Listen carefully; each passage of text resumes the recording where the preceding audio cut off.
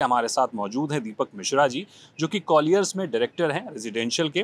तो रेजिडेंशियल के लिहाज से ही, घर के लिहाज से ही अगर आप एनसीआर में इन्वेस्ट करना चाहते हैं तो कौन सी स्ट्रेटेजिक लोकेशन आपके लिए हो सकती है, क्या आप एप्रिसिएशन की उम्मीद कर सकते हैं अगर निवेश कर रहे हैं, तो अगर रहने के लिए आप आ रहे हैं तो आपको किन लोकेशंस पर जाना चाहिए, कहाँ पर अच्छा एप्रिसिएशन या अच्छी बढ़ोतरी आपको मिल सकती है, इन्हीं सब बातों का जिक्र करेंगे। दीपक सर, बहुत स्वागत है आपका जी बिजनेस पर।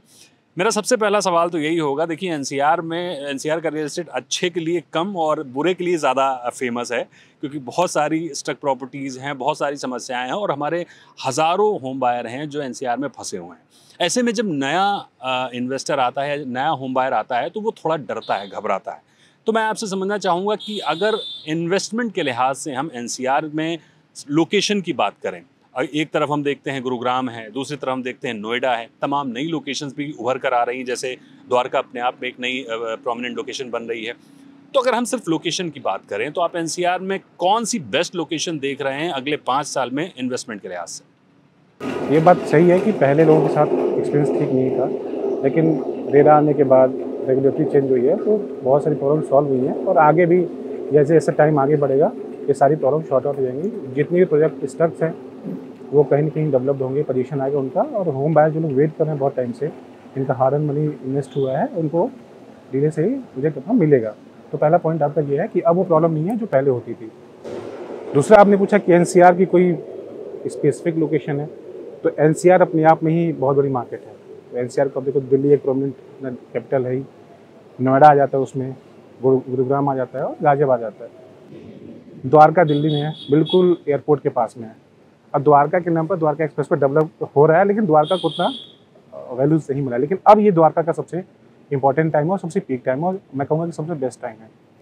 एयरपोर्ट पास में है, मेट्रो फंक्शनल है, और द्वारका के लिए द्वारका एक्सप्रेस वे, प्लस अगर आप लेफ्ट की तरफ देखते हैं तो urban development, urban extension route आपका वन आ जाता है, जो महिपालपुर की तरफ बहुत क्लियर कनेक्टिविटी होती है। दूसरा, नॉर्थ दिल्ली के लिए जो लोग कभी इधर आते नहीं थे और बहुत ट्रेवलिंग टाइम लगता था, तो अर्बन एक्सटेंशन का रोड 2 जो सोनीपत से कनेक्ट कर रहा है, तो द्वारका इस बार क्या है कि 3 रोड से कनेक्टेड है, अर्बन एक्सटेंशन रोड 1 से, अर्बन एक्सटेंशन रोड 2 से और द्वारका एक्सप्रेस वे। तो द्वारका का पीक टाइम है, तो दिल्ली के लोग द्वारका भी इन्वेस्ट करते हैं। इनको हाई ग्रोथ चाहिए वो न्यू डेवलपमेंट की तरफ। तो ये जो रैली है, आप मानते हैं कि अगले और कुछ सालों तक, 5 सालों तक, 10 सालों तक चलेगी या फिर थोड़ा-सा स्लो डाउन देखने को मिलेगा? नहीं, इसको लगता है मुझे थोड़ा सा और बूस्ट आएगा। आप दूसरे तरीके से सोचिए कि आज की डेट में इंडियन रियल एस्टेट इंडस्ट्री की जो वर्थ है दैट इज़ $592 बिलियन। 2030 तक ये होगा टोटल $1 ट्रिलियन, और 2035 तक ये लगभग $1.5 ट्रिलियन होगा। तो सबसे बड़ा पॉइंट क्या है कि इंडस्ट्री ग्रो कर रही है, और इंडस्ट्री ग्रो में क्या है कि पहला रीज़न है कि इंफ्रा डेवलपमेंट। इंफ्रा डेवलपमेंट का डायरेक्टली मतलब है कि वहाँ जॉब क्रिएशन होनी है, और फिर ये डिमांड बढ़ती रहेगी, क्योंकि पॉपुलेशन इंडिया की कम नहीं होनी है। जिस हिसाब से हम लोग 2.5% का एवरेज ग्रोथ रेशियो है हमारी पॉपुलेशन का, 2.5% के हिसाब से एवरेज ग्रोथ रहेगी, तो 2050 तक हमारी पॉपुलेशन 250 करोड़ के आसपास होगी।